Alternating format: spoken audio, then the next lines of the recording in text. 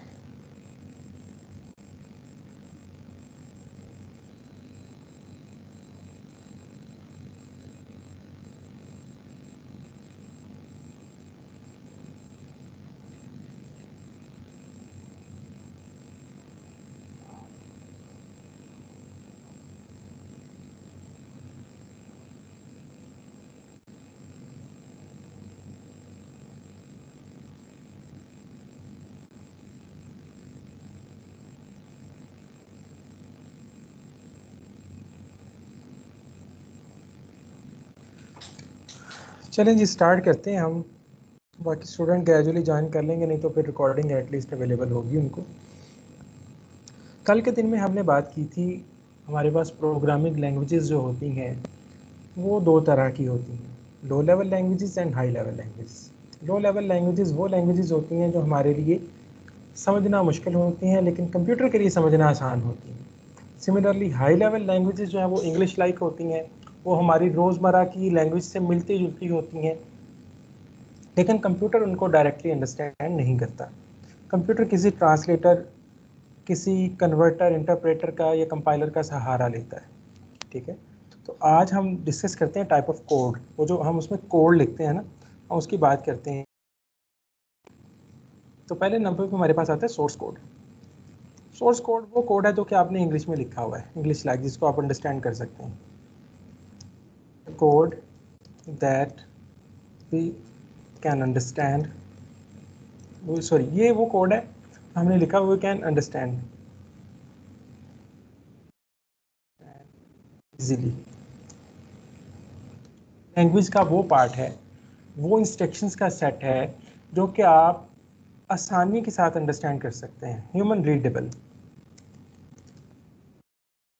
वो कोड है जो कि आप आसानी के साथ अंडरस्टैंड कर लेते हैं, उसको हम कहते हैं सोर्स कोड। और आम तौर पे ये हाई लेवल लैंग्वेजेस से लिखा जाता है, तो program written in high level languages is called source code.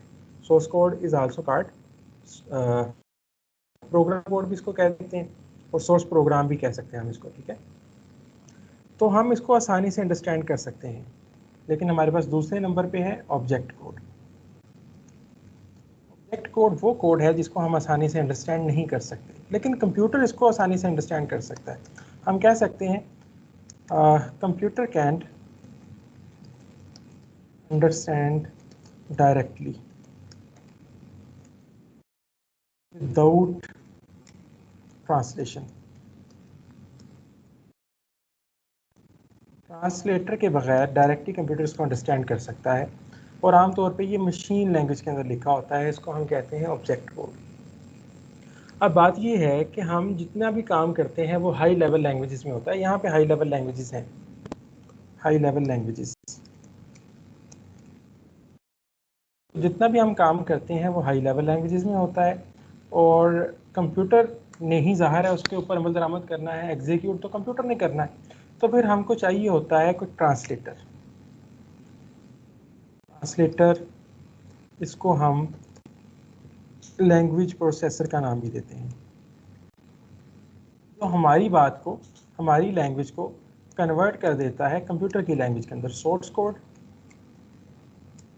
तो हमने लिखा है हाई लेवल लैंग्वेज के अंदर, उसको कन्वर्ट कर देता है इसके अंदर, ऑब्जेक्ट के अंदर।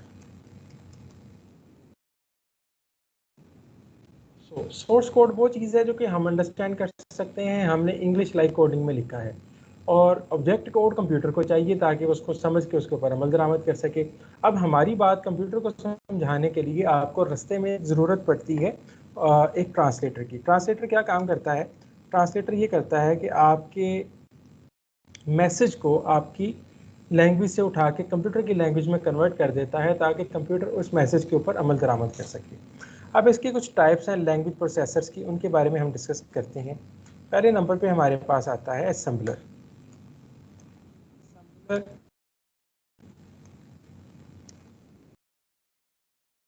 Purely for assembly language. कल भी हमने बात की थी, सिर्फ और सिर्फ असेंबली लैंग्वेज को कन्वर्ट करता है असेंबलर, सिर्फ और सिर्फ असेंबली लैंग्वेज को के सोर्स कोड को ऑब्जेक्ट कोड में कन्वर्ट कर देता है ताकि जो हमने लिखा है काम वो कंप्यूटर उसको समझ के उसके ऊपर अमल दरामद कर ले। इसके अलावा हमारे पास दो चीज़ें और हैं, इसको हम कहते हैं कंपाइलर। कंपाइलर और दूसरी है इंटरप्रेटर। ये दो इनके बारे में डिफरेंस हम अभी लर्न करते हैं क्या होता है। मैं आपको टेबल बना के इसका सेंड कर दूंगा, या भी हम इसको क्रिएट कर लेते हैं। कंपाइलर चलता है एज अ होल। आपने 50 लाइनें लिखी, कंपाइलर ने 50 की 50 लाइनों को उठा के कंप्यूटर के अंदर कन्वर्ट कर देना है, ठीक है। होल चलता है, that's why is a faster.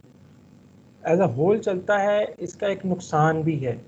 नुकसान ये है कि ये कभी एरर को फाइंड करने में हेल्पफुल नहीं होता, ठीक है। मतलब 50 लाइनें लिखी हैं, उसमें किसी एक जगह पे आपने प्रिंट के स्पेलिंग PRINT की बजाय PRNT लिख दिया, गलती से आई स्किप हो गया, तो आपको पूरे के पूरे कोड में से दोबारा गो थ्रू होना पड़ेगा। ये क्योंकि पूरी की पूरी आपकी जो कोडिंग है उसको उठा के ट्रांसलेट कर देता है। दैट्स वाई आपको ज़रूरत होती है कि आप एक इंटरप्रेटर जो कि लाइन बाय लाइन चलता है, ठीक है। अदरवाइज तो आपके लिए वो मुश्किल हो जाता है ना, आपने वो कौन सी लाइन के अंदर स्पेल किया है उसको फाइंड करना मुश्किल हो जाएगा। तो एरर फाइंडिंग कंपाइलर के लिए मुश्किल है। तो अगर हम आपसे पूछें कि कंपाइलर क्या है, तो आप बोलेंगे जी कंपाइलर एक हमारे पास ट्रांसलेटर है। ट्रांसलेटर ऐसा ट्रांसलेटर है जो कि ऐसा होल सारे के सारे कोड को उठा के कन्वर्ट कर देता है, फास्टर भी है, लेकिन प्रॉब्लम ये है कि ये हमारे पास एरर्स को आसानी से आइडेंटिफाई नहीं करता।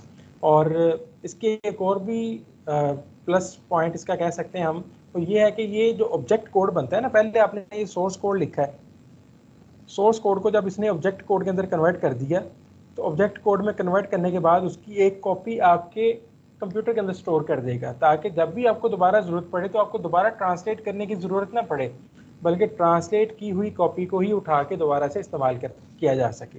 इंटरप्रेटर उसकी कॉपी को स्टोर नहीं करता। तो मैं इन दोनों के दरमियान एक टेबल ड्रा कर देता हूँ आपको, ताकि आपको डिफरेंस क्लियर हो जाए। ये हमारे पास है कंपाइलर और ये है इंटरप्रेटर।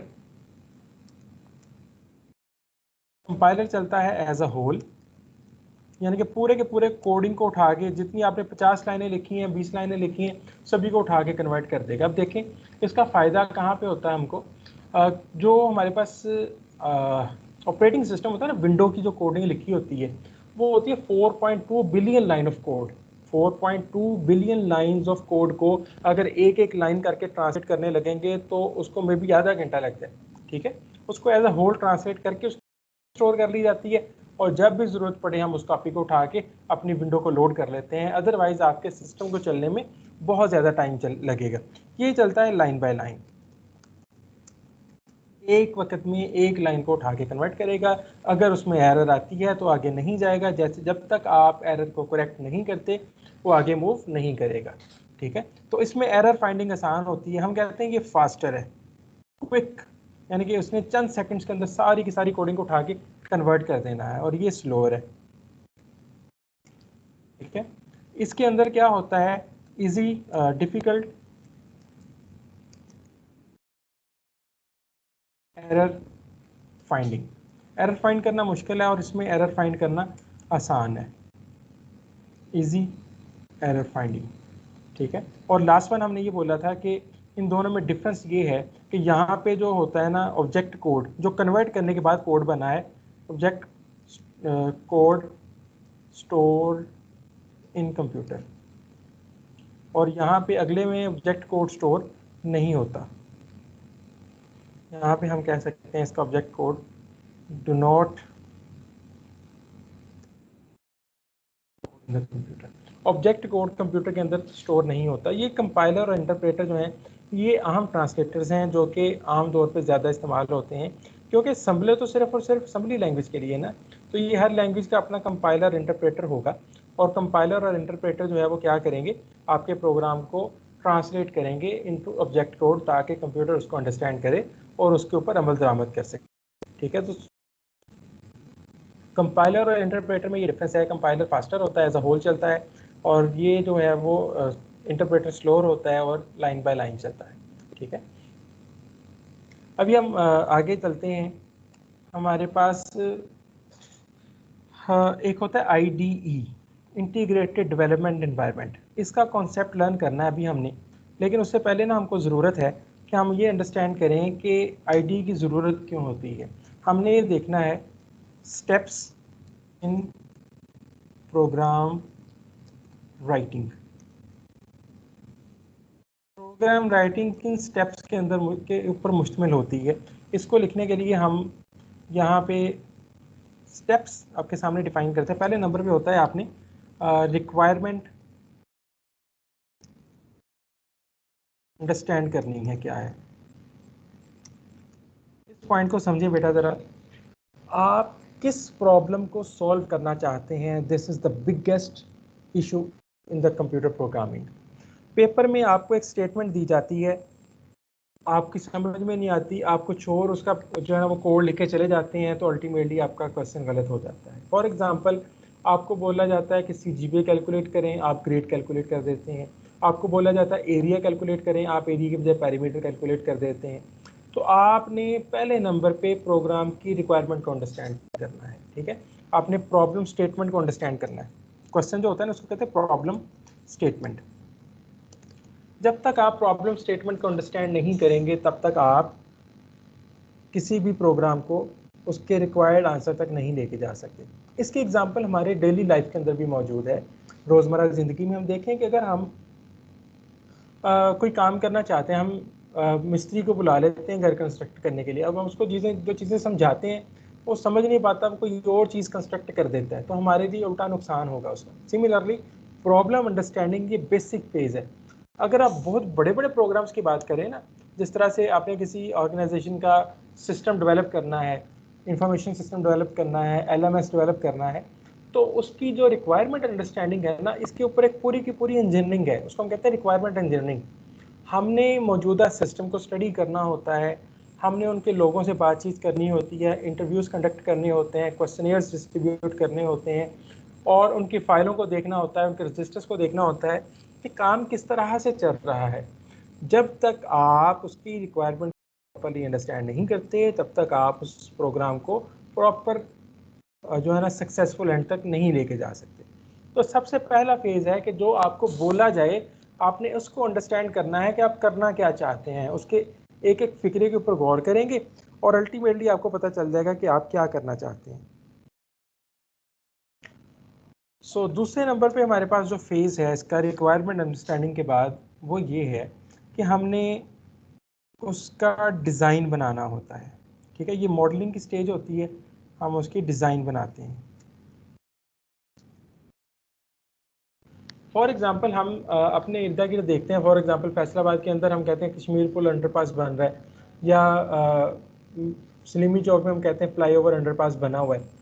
जब तक आप उसका मॉडल ही ना बनाते, आप उसके रियल वर्ड कंस्ट्रक्शन के ऊपर नहीं जा सकते। फॉर एग्जांपल हम कहते हैं कि हमने उसको डायरेक्ट कंस्ट्रक्ट करना शुरू कर दिया और एट द एंड आपको पता चला कि समुद्री रोड से आने वाले लोगों के लिए अब्दुल्लापुर पर जाने का कोई रास्ता नहीं है, तो आपकी जो है ना बिलियंस रुपीज़ की जो इन्वेस्टमेंट है वो ज़ाया होती है।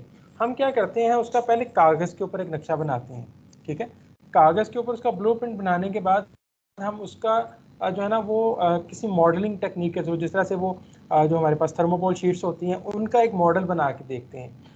जब मॉडल बनाते हैं तो हमें सिस्टम की तमाम तर एक्सपेक्ट्स, तमाम तर डायमेंशंस क्लियर होती हैं। जब तक ये चीज़ें क्लियर नहीं होंगी हमारा सिस्टम कभी भी सक्सेसफुल नहीं हो सकता। तो प्रोग्राम को बिल्टअप करने से पहले हम उसका डिज़ाइन बना के देखते हैं। उसके लिए बहुत सारी टेक्निक्स हैं। हम जिस टेक्निक को फॉलो करते हैं, किसी बच्चे की कॉल आ रही है मेरे ख्याल में, एक मिनट होल्ड कीजिएगा बेटा जी।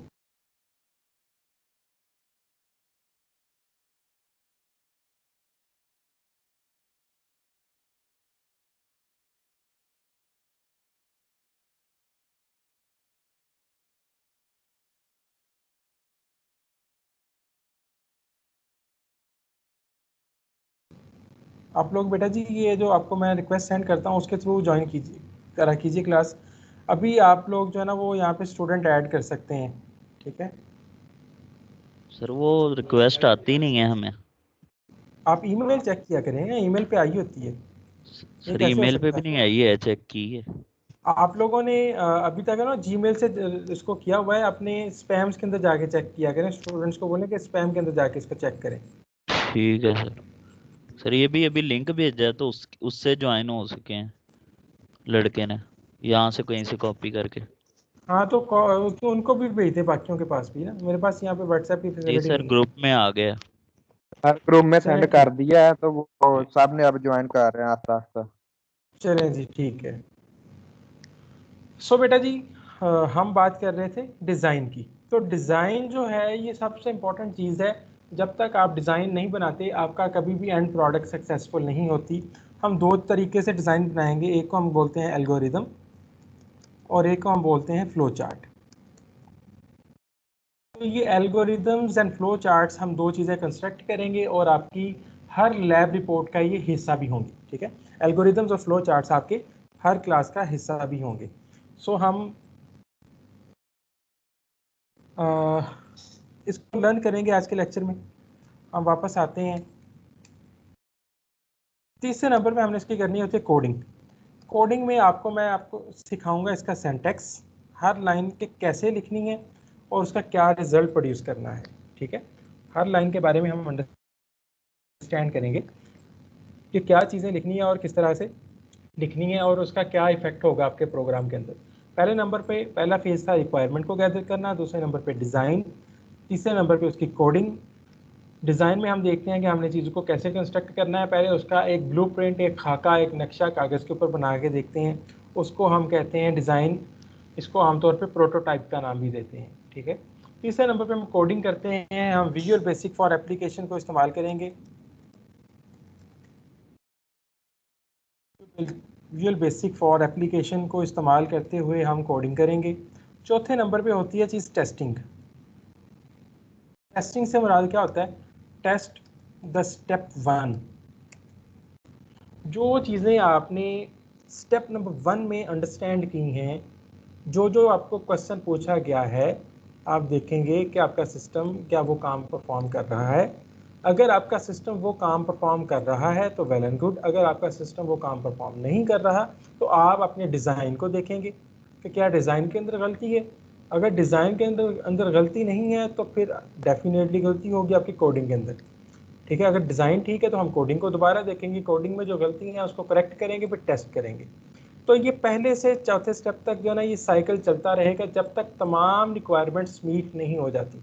जब तक यूज़र की तमाम रिक्वायरमेंट्स को हम आंसर नहीं कर लेते, तब तक हम इस साइकिल के अंदर मूव करते रहेंगे। जब ये हो जाए तो फिफ्थ स्टेप होता है इम्प्लीमेंटेशन। इम्प्लीमेंटेशन से मुराद किसी चीज़ को लागू कर देना है। लागू कर देने से मुराद आपने जो सॉफ्टवेयर बनाया है आप उस कंपनी को दे देते हैं और आप उनसे कहते हैं कि जी आप इसको अपने सिस्टम में, अपने ऑर्गेनाइजेशन में चलाना शुरू कर दें। जब वो चलाना शुरू कर देंगे डेफिनेटली उसके अंदर उनको कुछ प्रॉब्लम्स आएंगी, कुछ उनकी ऑब्जर्वेशंस होंगी, कुछ वक्त के साथ साथ उसको रिक्वायरमेंट होगी कि उसके अंदर चेंजेस लाई जाएँ। उसके लिए हम उसको कहते हैं मेंटेनेंस। उसका एक अहम फेज़ है। मेंटेनेंस में हम क्या करते हैं, उसके अंदर नई चीज़ें ऐड करते रहते हैं, पुरानी चीज़ों को अपडेट करते रहते हैं। तो ये एक स्टेप बाय स्टेप साइकिल है कि आपने किसी प्रोग्राम को कैसे लिखना होता है, ठीक है। पहले नंबर पे आपने प्रोग्राम की रिक्वायरमेंट को अंडरस्टैंड करना है। हम इसको कह सकते हैं जैसे problem solving technique. Problem solving technique कि किसी प्रॉब्लम को आप कैसे टैकल करते हैं। पहले नंबर पे आपने रिक्वायरमेंट अंडरस्टैंड करनी है कि प्रॉब्लम है क्या। उसकी प्रॉब्लम स्टेटमेंट को देखना है, उसको केयरफुली रीड करना है, उसके एक एक लफ्ज़ के ऊपर फोकस करना है। फिर आपने उसका कागज़ के ऊपर एक डिज़ाइन बना के देख लेना है। उसको हम एल्गोरिदम और फ्लो चार्ट की सूरत में बनाएंगे आपके कोर्स के लिए। लेकिन अगर हायर लेवल की बात की जाए तो वहाँ पे हम उसके लिए और टूल्स इस्तेमाल करते हैं, जिस तरह से UML होती है, एक्टिविटी डायग्राम होती है, प्रोसेस डायग्राम होती है, सिस्टम डायग्राम होती है, ERD होती है, बेशुमार और लैंग्वेजेस होती हैं और टूल्स होते हैं, लेकिन वो आपसे रिलेटेड नहीं है। हम सिर्फ दो चीज़ें अंडरस्टैंड करेंगे, एल्गोरिदम और फ्लो चार्ट। तीसरे नंबर पे हम अंडरस्टैंड करेंगे कोडिंग क्या होती है, विजुअल बेसिक फॉर एप्लीकेशन के अंदर कोडिंग कैसे की जाती है। चौथे नंबर पे टेस्टिंग है। टेस्टिंग से मुराद क्या है कि आपने जो चीज़ें पहले स्टेप में अंडरस्टैंड की हैं उसको टेस्ट करेंगे कि क्या वो चीज़ें हो रही हैं। फॉर एग्जांपल आपसे कहा गया कि आप एरिया कैलकुलेट करें किसी सर्कल का, तो आप चेक करेंगे क्या एरिया कैलकुलेट हो रहा है, एरिया की वैल्यू सही आ रही है। अगर ठीक आ रही है वेल एंड गुड, आप उसको इम्प्लीमेंट करेंगे। देन अगर आप फ्यूचर में ज़रूरत पड़ती है, वो क्या कहते हैं कि जी आप इसके एरिया के साथ साथ पेरीमीटर का फार्मूला भी लगा दें, तो आप मेंटेनेंस के अंदर उसकी जो है ना वो दोबारा रिकोडिंग करके रीटेस्टिंग करते हैं उसको। तो ये हमारे पास है प्रॉब्लम सॉल्विंग टेक्निक। अब हम लिखते हैं steps to write the program. Sir आपकी आवाज कट रही है। क्या कुछ नेटवर्क का मे भी इशू हो, मेरी तरफ से तो यहाँ पे आप लोगों की आवाज़ आ रही है। ओके, एनीवे अब थोड़ी सी क्लियर शायद होगी। आज सर्विस बंद है, वैसे कुछ बच्चे सर्विस का जी इशू सर अभी हो गई है। जी बेटा, सर्विस बंद है आज, कुछ बच्चों का इसका भी इशू है सर। आप हाँ सर्विस बंद है आज, लेकिन बेटा इसकी जो रिकॉर्डिंग अवेलेबल होगी ना स्टूडेंट्स को, वो फिर ज्वाइन कर शायद लेंगे। अटेंडेंस का इशू बन जाएगा उन बच्चों का। और एक आध क्लास से कुछ नहीं होता, ठीक हो गया। ठीक है। सो बेटा जी जो स्टेप्स हैं प्रोग्राम लिखने के वो क्या हैं? Steps to write the program, जो कोडिंग करनी है उसके क्या स्टेप्स होते हैं। पहले नंबर पे आपने लिखना होता है सोर्स कोड। सोर्स कोड लिखने के लिए आपको एक टेक्स्ट एडिटर चाहिए होता है।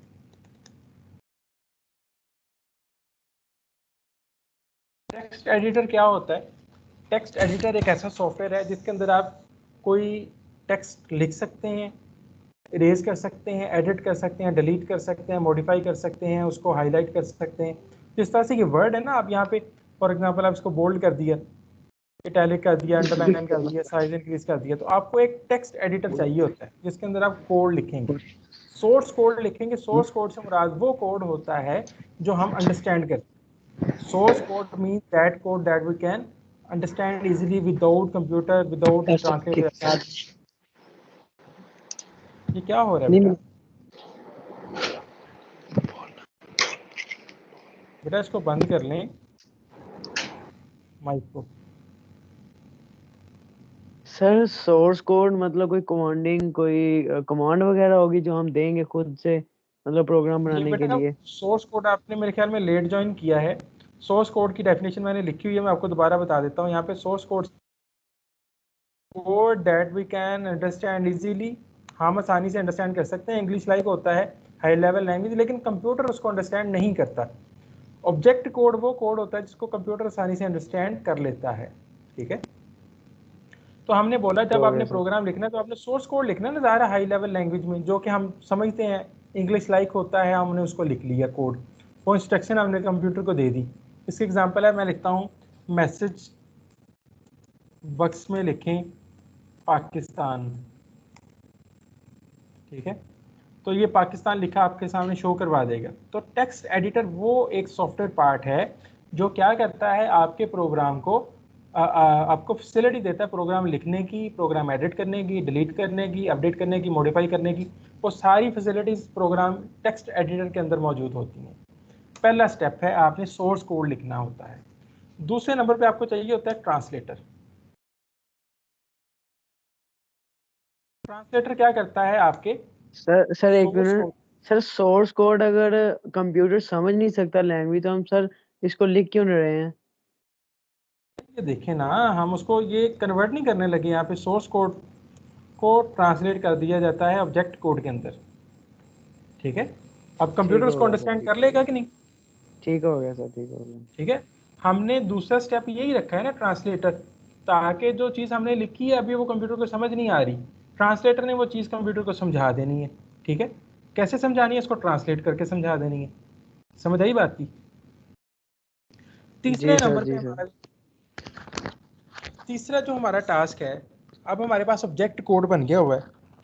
ऑब्जेक्ट के कोड के साथ करनी होती है लिंकिंग। लिंक करना है the code with libraries and computer resources. आपने जो कोड लिखा है, कुछ लाइब्रेरीज होती हैं बनी बनाई, जिस तरह ये मैसेज बॉक्स मैंने यहाँ पे लिखा था ना एक कोड। अब मैसेज बॉक्स ने क्या करना है, ये किसी जगह पे लिखा होगा, एक लाइब्रेरी के अंदर उसकी इंफॉर्मेशन पड़ी होती है। ठीक है, वो आप जब भी कोई लैंग्वेज इस्तेमाल करते हैं तो उसकी लाइब्रेरी ऑटोमेटिकली साथ में इंस्टॉल हो जाती है। हमने अपने कोड को जोड़ना होता है उस लाइब्रेरी के साथ, उसको हम कहते हैं लिंकिंग।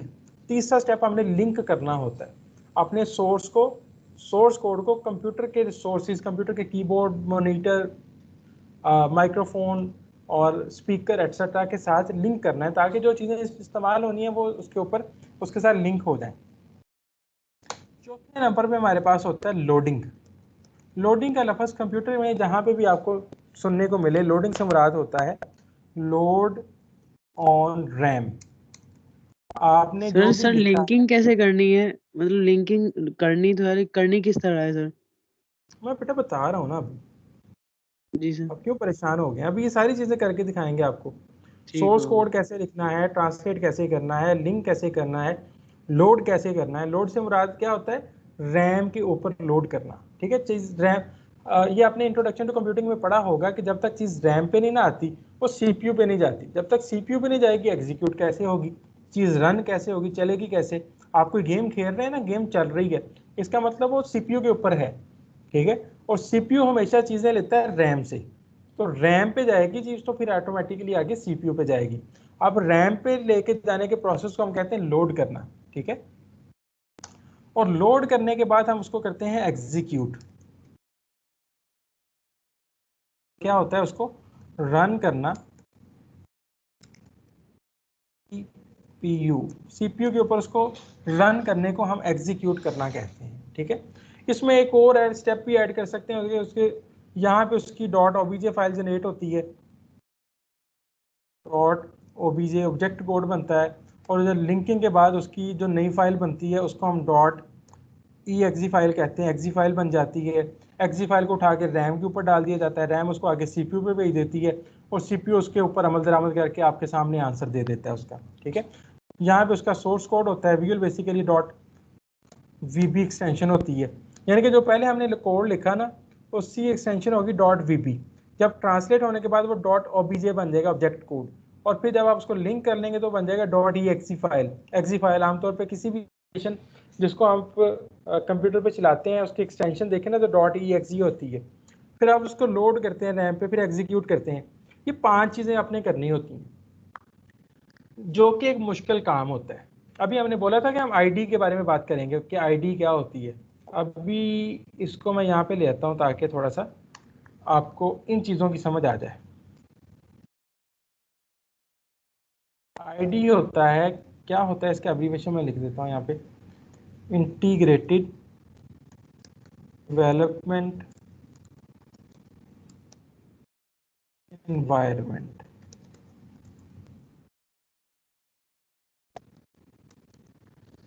इंटीग्रेटेड का मतलब होता है जुड़ा हुआ, ऐसा सेटअप जिसके अंदर तमाम फैसिलिटीज अवेलेबल हों, ठीक है, उसको हम कहते हैं इंटीग्रेटेड। देखिए ना, आपने 5 चीज़ें करनी है, आपको 5 चीज़ें परफॉर्म करने के लिए 1 मिनट होल्ड कीजिएगा, स्टूडेंट की कॉल आ गई है।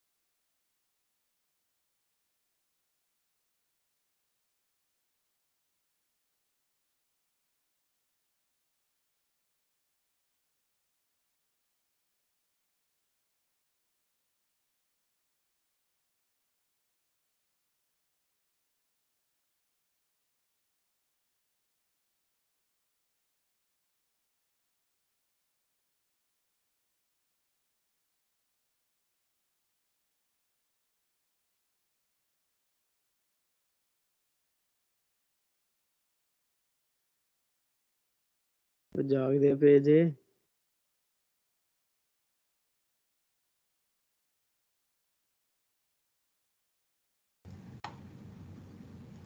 सो बेटा जी, इंटीग्रेटेड से मुराद क्या है कि ऐसा सेटअप हो जिसके अंदर ये सारी चीज़ें अवेलेबल हों। इंटीग्रेटेड से मुराद क्या है, ऐसा सेटअप जिसके अंदर ये सारी चीज़ें ऑटोमेटिकली अवेलेबल हों। डेवलपमेंट से मुराद होता है कोडिंग करने का, जहाँ पे आप सॉफ्टवेयर डेवलपमेंट करते हैं। इन्वायरमेंट से मुराद आपको पता है वो सिनेरियो जिसके अंदर हम कोडिंग करते हैं।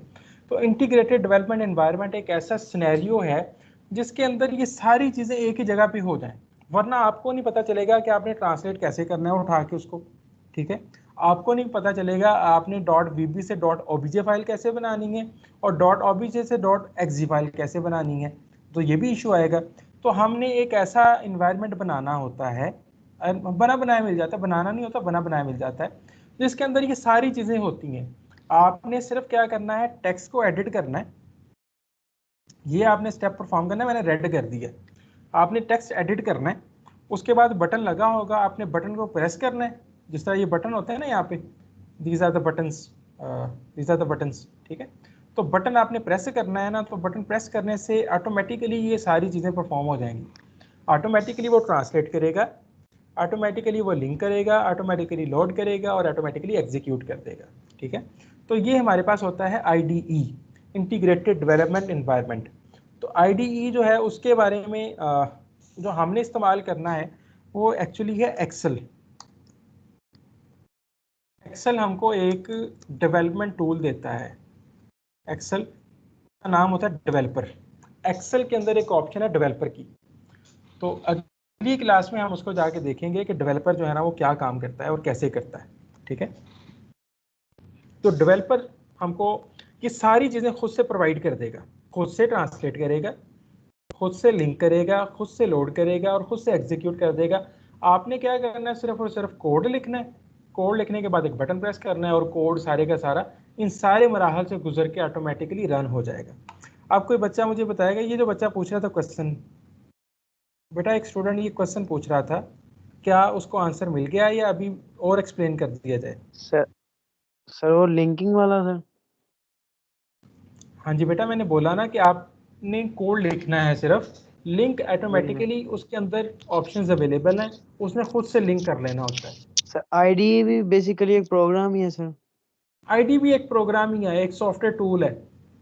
जी ठीक है, सर। हर प्रोग्रामिंग लैंग्वेज का अपना आईडीई होता है। जी सर ठीक हो गया। Each programming language has its own IDE.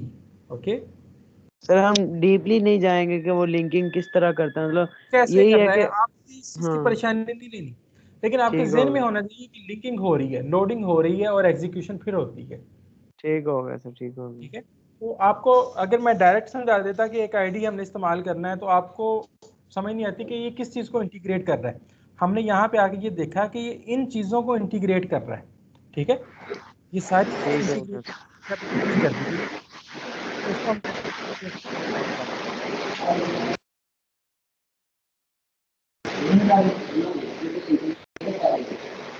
ये अपने माइक्रोफोन बंद कर दिया करें।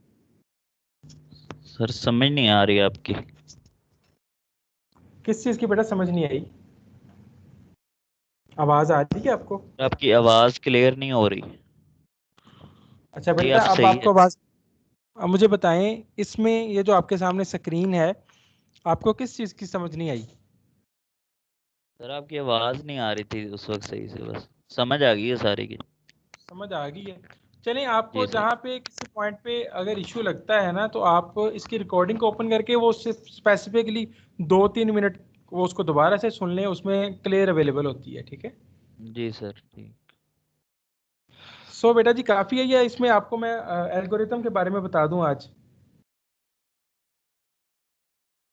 सर काफी है जैसे सर। आप कहें काफी है sir.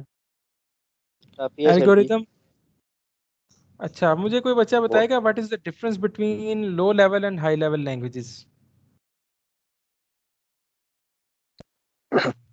Sir low level language वो है जिसको हम डेली लाइफ में यूज करते हैं, जिसको कंप्यूटर अंडरस्टैंड नहीं कर सकता, और हाई लेवल 0-1 की फॉर्म में जिसको सिर्फ कंप्यूटर अंडरस्टैंड कर सकता है। ये आपने बिल्कुल 180 डिग्री उल्टा बता दिया। उल्टा बताया। सर उल्टा बता दिया इसने। सर मैंने कल का इन लेक्चर नहीं था ना लिया। हाई लेवल वाली जो आती है, जो हम कर सकते हैं, कंप्यूटर अंडरस्टैंड नहीं कर सकता, जो हम देते हैं तो वो उसको बाद में कोडिंग मतलब उसको कन्वर्ट करता है ट्रांसलेटर। ये है सर। अच्छा, लो लेवल न्यूट कंप्यूटर होती है। हार्डवेयर लेवल का नॉलेज किसके लिए रिक्वायर्ड होता है? क्या सर? हार्डवेयर लेवल का नॉलेज किसके लिए रिक्वायर्ड होता है? सर असेंबली लैंग्वेजेस के लिए लो लेवल लैंग्वेज होते हैं उनके लिए होता है। लो लेवल लैंग्वेजेस के लिए जो है ना, वो हार्डवेयर लेवल का नॉलेज होना ज़रूरी होता है। जो हम जी करेंगे ना, हमारे लिए ज़रूरी नहीं है वो।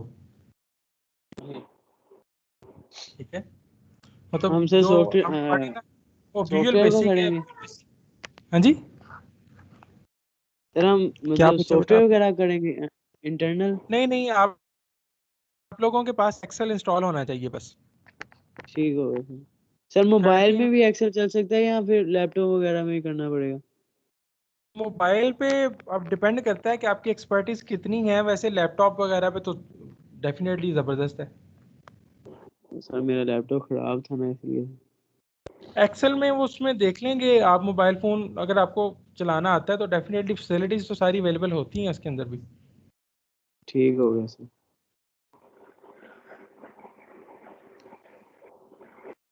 हाँ जी बेटा, और कोई क्वेश्चन हो आप लोगों का?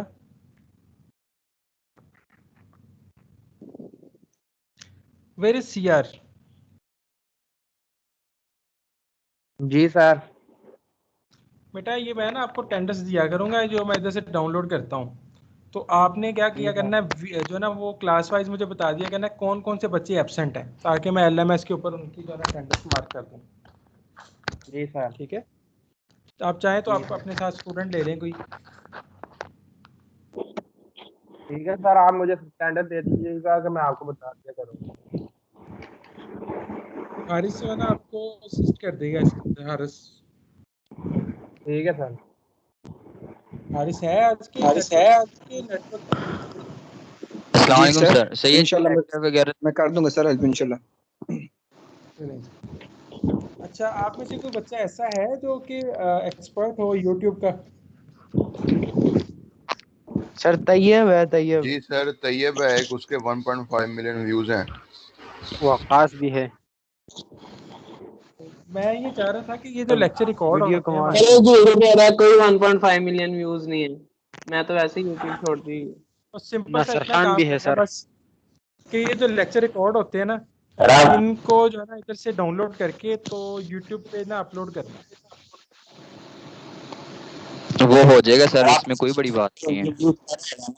वो कोई मुश्किल काम तो नहीं है, बस ये नासिर भी क्रॉप है कर सर, देना कि नासिर शुरू खान की। भी। मेरी बात सुने ना, बात सुने, बाकी बच्चे सर ना की तो बोले ना। सुन लो यार।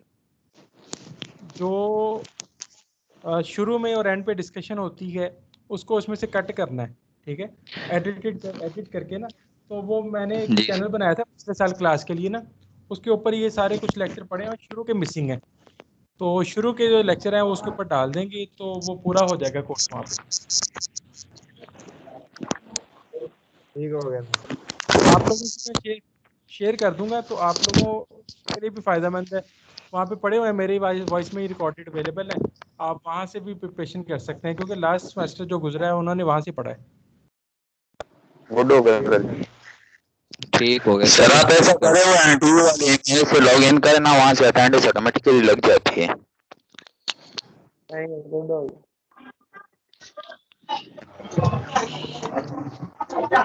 चलें इसको देखते हैं। यार जरदानी आपका माइक खराब है, ये बंद कर दो यार, आवाज इतनी तेज आ रही है। यार मैं प्लीज माइक बंद कर दे यार, आवाज नहीं आ रही है। मैं आपकी अटेंडेंस डाउनलोड कर लूँ। ये जो स्टूडेंट्स हैं ना बेटा, थोड़ा सा अपने माइक के ऊपर फोकस किया करें।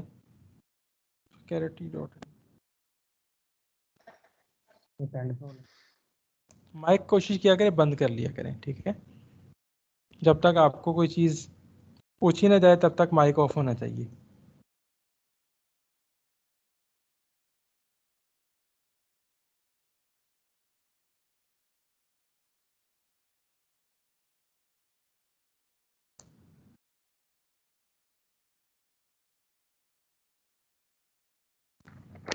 हाँ जी बेटा, कोई क्वेश्चन है आप लोगों का तो आप पूछ सकते हैं। 2 लेक्चर्स हो गए हैं इस हवाले से, आप लोगों का कोई क्वेश्चन है तो आप मुझसे पूछ लें।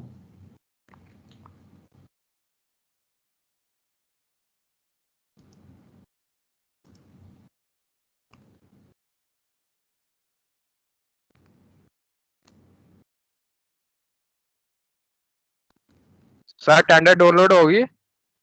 हाँ जी, होगी ये।